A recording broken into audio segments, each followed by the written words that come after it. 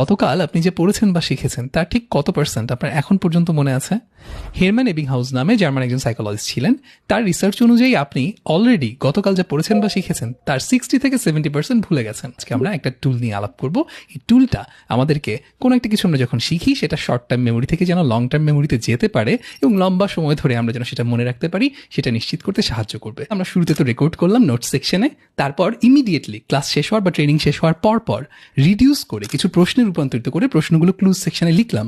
এবার পরের বার যখন আমি আবার পড়তে বসবো কিংবা আবার ক্লাসে আসবো তখন আমার কাজ হচ্ছে শুরুতেই রেকর্ডের অংশটা বা নোটসটা না দেখা, বরং নোটসটা ঢেকে রেখে আমি ক্লুজগুলো দেখবো, দেখে মনে করার চেষ্টা করব আমার আসলে কতটুকু কি মনে আছে। এরপর আমি যেটা করবো, যা কিছু মনে পড়েছে বা পড়েনি পুরো জিনিসটাকে আমি কি বুঝলাম আমার ভাষায় ছোট্ট করে নিচের যে সেকশনটা সেই সেকশনটাতে লিখে রাখবো এবং সেই সেকশনটার নাম হচ্ছে সামারি। যদি সময় কম থাকে আমি সামারিটা পড়বো, আর যদি সময় বেশি থাকে তাহলে আমি ক্লুগুলো দেখে দেখে মনে করার চেষ্টা করবো নোটসে কি আছে, তারপর নোটসটা পড়বো। যদি আমার নতুন কোনো রিয়েলাইজেশন আসে তাহলে সেটা প্রয়োজনে সামারিতে আবার নতুন করে অ্যাড করবো। এই পুরো সিস্টেমটার নামই কর্নেল নোট টেকিং মেথড, যেটা প্রচন্ড পাওয়ারফুল একটা টুল। এবং এই ভিডিওটা বানানোর পাশাপাশি আমি খুব এক্সাইটিং একটা কাজ করে ফেলেছি, সেটা হচ্ছে একটা খাতা আর একটা নোটবুকও বানিয়ে ফেলেছি, ফিজিক্যাল কপি। আর এই জিনিসটার আমি নাম দিয়েছি মেমোরি অ্যাসিস্ট্যান্ট নোটবুক, অর্থাৎ আমার মেমোরিকে অ্যাসিস্ট করবে সেরকম একটা নোটবুক।